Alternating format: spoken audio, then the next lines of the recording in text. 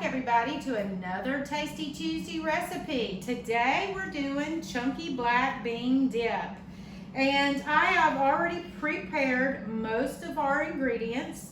We have salt and pepper, garlic powder, cumin, chili powder, apple cider vinegar. This is a can, any black beans, some green peppers, green onions, and tomatoes, and of course chips. Well, the beginnings of this recipe that we sent out to you originally called for one of everything or smaller amounts. So we did a larger batch. So as I go through and tell you the things that are in the recipe, remember they're not going to be the same as what is actually on the recipe page that we sent you already. So let's begin. Wash my hands. Miss Kelly is videoing for me today. So Miss Kelly, will you say the pledge as I wash my hands? All right. I pledge my head to clearer thinking, my heart to greater loyalty, my hands to larger service, and my health to better living for my club, my community, my country, and my world.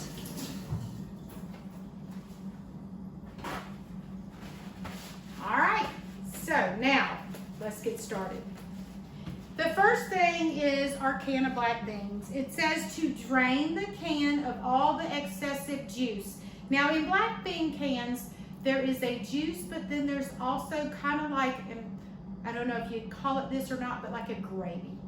You don't want to drain everything and rinse it off. So I drained most of it. I've already started. It says empty your can of black beans into a bowl and crush them with a fork or a potato masher or something of that nature.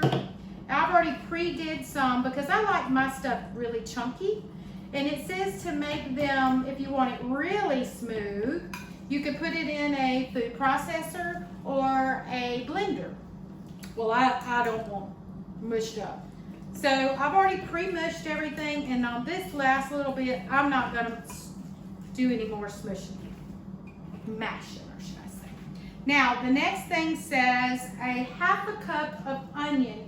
Remember earlier in one of our other videos, we did a recipe using green onions. So instead of wasting what was left over from our green onion recipe, I'm reusing. So I just took the leftover green onions, the white part and the green part.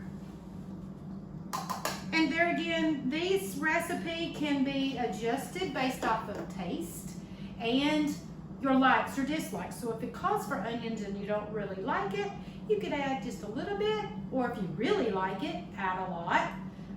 It also calls for a small bell pepper. Well, this is just a regular normal size.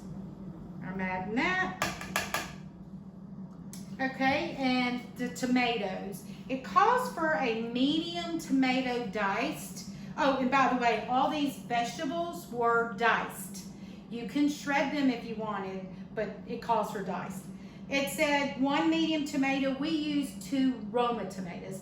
And the Roma tomatoes are those little small oblong ones. And so we used 2 of those. Also, this recipe does not add, Miss Kelly likes hot, spicy stuff. Miss Karen does not. So you could also add jalapeno pepper or any of those other types of peppers that you would like. Now, the next thing, it says garlic powder. You can use 1 clove of garlic if you have already cloves of garlic. You can use the minced or the powder. We happen to have the powder because it's most easily storable. So it calls for 1 teaspoon, and since we doubled our can of beans, we did a quarter, excuse me, it calls for a quarter, but we doubled it, so now it's actually going to be a ½ teaspoon. Sorry about that. So I'm gonna just sprinkle that around because I don't want it to be all in one place. Same thing with the cumin. It called for 1 teaspoon. So doubling it now makes it 2 teaspoons. Same with the chili powder, 1 teaspoon. I'm using 2. So always think of when you are making a recipe, if you are doubling it or tripling it, you have to do that with all the ingredients, not just 1. Then the last thing is apple cider vinegar. And it calls for 1 tablespoon, whereas everything else has been teaspoon. Something's in my spoon. All right, so I'm going to do 1 and 2. Okay, so that is everything. I'm going to take my fork out, and now I'm going to use a spoon. And basically now you're just going to stir all of this in together. And as you notice, this is one of those types of recipes that can be made very quickly.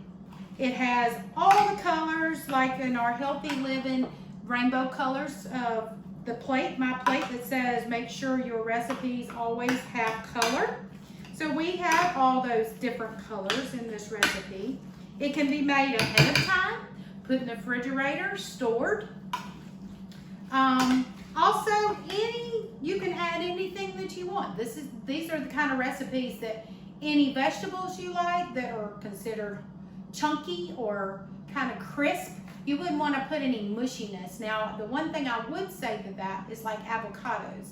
Avocados do tend to be a little mushy, but if you got one that was pretty firm, that would probably go really good in this, even though if you did have one that was kind of smushy, you could put it in with the smushed, mashed beans in the beginning.